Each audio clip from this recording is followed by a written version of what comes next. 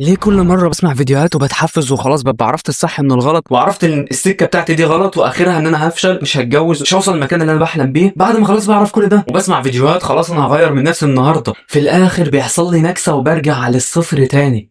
وقبل ما تكمل كلام، لو هتطلع بقى تقولي المشتتات ومش عارف ايه هي دي اللي بترجعك والاباحيه والبعد عن ربنا وكلام التنميه البشريه ده، والله ما نكمل الفيديو هغير. لا لا لا ما تقلقش، مش هقول لك كده، انا هقول لك الالعن من كده. السبب الحقيقي وهو ان في صناعه في الغرب اسمها هندسه السلوك، صرف عليها مليارات الدولارات، قاطعين شوط مرعب في انهم يفهموا كيمياء المخ وان المخ بيشتغل ازاي، وفهموا المخ البشري ازاي بيحصل على الانجاز وانه خلاص يهمد ما يعودش يشتغل تاني. لما فهموا الحوار ده عملوا حركه خبيثه بقى، بدل ما تتعب وتسعى في الواقع وتتقدم وتجيب فلوس وتعدي في مجالك وتبقى احسن واحد في مجالك اللي انت فيه ايا كان ايه المجال ده، هم بقى جابوا لك نفس الشعور اللي هتحسه في الاخر خالص دلوقتي وانت قاعد في بيتك وانت نايم في السرير، رموا لك الشعور تحت رجلك ببلاش من غير اي مجهود. الفتره بتقول ان الراجل بيحس بقيمته من الانتصارات الحقيقيه اللي بيعملها في يومه، لما ينزل الشارع ويكسب معركه واقعيه، يركب عربيه، يجيب الموتوسيكل الريسي اللي دفعته كلها نفسها تجيبه، يطلع الاول على الدفعه في الثانويه العامه، يفتح مشروع وينجح فيه، براند ملابس مش عارف ايه. شركات الالعاب في امريكا مشغلين عندهم مش مجرد مبرمجين عشان يعملوا اللعب، لا، مشغلين علماء نفس سلوكيين عشان يفهموا البني ادم متصمم ازاي عشان يصمموا العاب زي بابجي وفري فاير. تضرب لك طلقتين في اللعبه يطلع لك كلمه فيكتوري باللون الاحمر والصوت العالي، مخك الغلبان يعني يقوم يفرز دوبامين كانه فتح القسطنطينيه، فبعد ما خلاص انت استكفيت من اللعبه تقوم ما انتش قادر تقوم لان انت لسه فاتح القسطنطينيه من شويه، انت هيبقى فيك حيل ازاي؟ طبعا هتقول لي دلوقتي ده بالعكس يا باسل، ده انا برفه عن نفسي، مش اللعبه دي اللي بتمتص الطاقه اللي عندي، انا شويه البلاي ستيشن اللي بلعبهم دول كان زماني مموت نفسي من زمان. هقول لك والله عشان انت ما جربتش قبل كده انك تطلع كل المشتتات واللعب والانتصارات الوهميه زي برضو التيك توك ما الكلام اللي انا بقوله ده مش على بابجي وفري فاير بس، لا، على اي حاجه هم عملوها. انت متخيل ان البشر عرفوا يخترعوا حته حديده تعرف تطير في الجو، حديده تطير في الجو؟ ده دليل على المخ انه حاجه قويه فعلا. ما انتش عارف تذاكر في الثانويه العامه بسبب ان هم فاهمين ازاي يوقفوا القوه الجباره اللي عندك دي. مخ البني ادم غلبان وبينضحك عليه. انت في اوقات وانت بتسمع مسلسل مثلا البطل في المسلسل اتقتل، مش في اوقات انت عليك بتدمع؟ طب ما انت عارف ان الشخص ده ما اتقتلش ولا حاجه، ده ممثل والقصه دي كلها اصلا تمثيل والقصه دي مش حقيقيه، بس انت مخك ما بيعرفش يفرق بين الحقيقي وبين اللعب والهزار والهجس فبينضحك عليه. ما ينفعش انت تقول انا مش عايز اتجوز، ما ينفعش تقول لا يا عم انا ماليش نفسي اخطب، ماليش نفسي اشتغل، مفيش حاجه اسمها كده. كده انت اعداداتك كبني ادم بايظه، فيها حاجه ملعوب فيها. اعترف بالكلام ده، اقسم بالله لو جربت تعمل الكلام اللي هقوله لك هتلاقي نفسك اتولدت من جديد. صناعه الاباحيه، لو انت متخيل ان هم بيقوموا فاتحين الكاميرا وعاملين زي ما اي حد ما بيعمل ويقوموا قافلين الكاميرا وبعتين لك وانت بتقعد تتفرج، الموضوع مش كده تماما. في عمليات تجميل وفي تمثيل وفي صويت ومؤثرات صوتيه بتعلي عندك تحسسك ان انت بطل العالم، لان هم عارفين ان مخك متخلف، مخك اهبل بينضحك عليه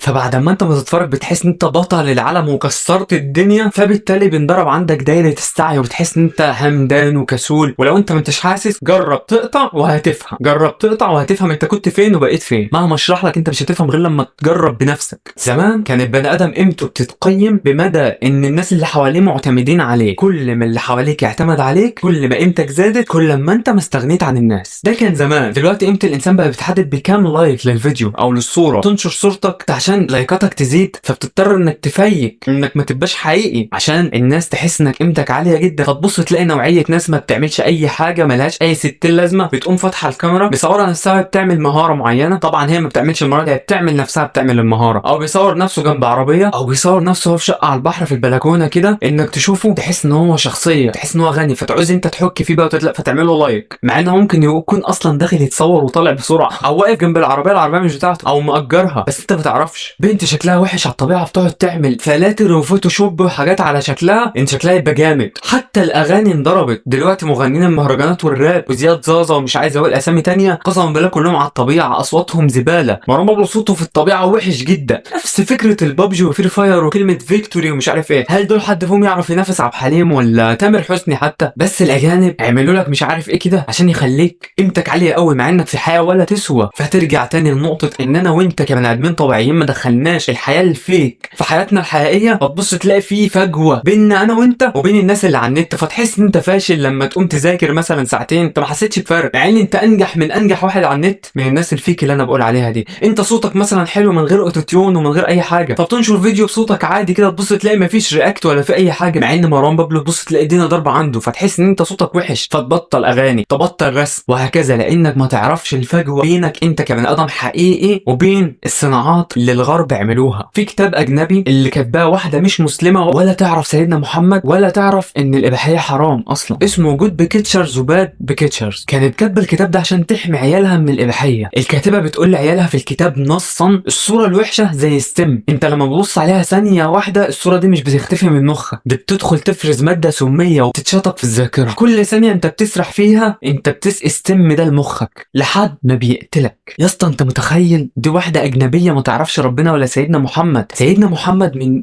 1400 سنه من قبل ما الموال ده كله يحصل قال لك الحل وهو غض بصرك. سيدنا محمد ما كانش بيحط لك قيد اخلاقي عشان يضايقك او عشان يحرمك من التحرر وانك تبقى منفتح ومنطلق، لا، ده كان بيحميك من سم بيخش يهكر مخك ويدمر طاقه مخك ويخليك همدان وكسول وما تعرفش تسعى ولا تشتغل ولا تأدي من كفاءه مخك اللي ربنا خلقه لك. انت بتشوف على اول الشارع اللي بتفصص البنات وهي ماشيه ورايحه وجايه، عايزك بعد كده لما تبص لهم نظره ان هم بيشربوا سجاير، مش عشان السجاير حرام، عشان السجاير بتدمر خلايا الجسم وبتدمر المخ وبتدمر الصدر وهكذا. هم نفس الكلام لما تلاقي واحد بيبص على بنت ماشيه او بيتفرج على مشاهد، انت تبص له نظره اللي بيشرب سجاير او حشيش او مخدرات وهكذا، ان هو فعلا بيسمم نفسه. لو انت ما بتدخنش افهم ان انت مانع عن نفسك سم. نفس الكلام تاخده على انك لما ما تبصش على الحاجات الحرام. اصلا عايز اقول لك صوره الكتاب اللي انا لسه قايله بتاع الست اللي كاتبه لعيالها ده، الصوره بتاعته الغلاف بتاعته صوره واحد بيغمى عينيه وبيقفل اللابتوب، مش بيقفل اللابتوب بس، لا ده بيغمى عينيه الاول. وده دليل على ايه؟ على ان الثانيه بتفرق السم اللي هيخش مخك. ودي واحده اجنبيه مش شيخ ولا حد مسلم زينا يعرف سيدنا محمد، لان انا عارف ان في عقده خواجه كده واحنا بنحبوا الكلام من الاجانب وبناخدوه ثقه، انما لما يجي واحد مسلم الناس بتطلع تكفر امه. في النهايه عايز اقول لك انت مش مسلوب الاراده ولا ان انت فاشل وارادتك ضعيفه او انت ما انتش راجل ومش متحمل المسؤوليه وهكذا، لا، يعني انت لو اتجوزت وشلت مسؤوليه هتفضل برضه ضعيف الاراده وطاقتك مش بنسبه 100%. فعلى قد ما تقدر اللي انت ما تقدرش عليه الشركات دي دافعه مليارات، فانا عايزك تعترف ان الموضوع كبير وان الناس دي تقيله ودارسين الموضوع اللي هم بيعملوه، فالصح ان انت تلاشاهم وابعد عنهم. يعني من الاخر امسح الالعاب يا اسطى وامسح تيك توك، مش ضروري تتابع تيك توك، هو اليوتيوب بس. اليوتيوب ده عامل شبه المنصه وشبه الدروس وشبه الكورسات وهكذا. اليوتيوب ده افضل حاجه موجوده دلوقتي، اي حاجه تلاقيها بتمتص الطاقه بتاعتك وما انتش حاسس ان دي بتفيدك فعلا على ارض الواقع وبتعمل انجازات منها لو بسيطه، امسحها وشيلها من حياتك. لو عجبك الفيديو مش تعمل لايك واشتراك في القناه، انا بجد تعبت وجسمي تعب عشان اعمل الفيديو ده، فقول لي رايك في التعليقات. وبالمناسبه زي ما انت عارف ان الواحد بيستمد قيمته من اللايكات وكده، فاعمل لي لايك لان انا من الجماعه اللي هم لان انا الصراحه مدمن سوشيال ميديا وهكذا، فاعمل لي لايك وشير وسبسكرايب لان انا عايز احس بقيمتي كده، احس ان انا ليا قيمه في المجتمع.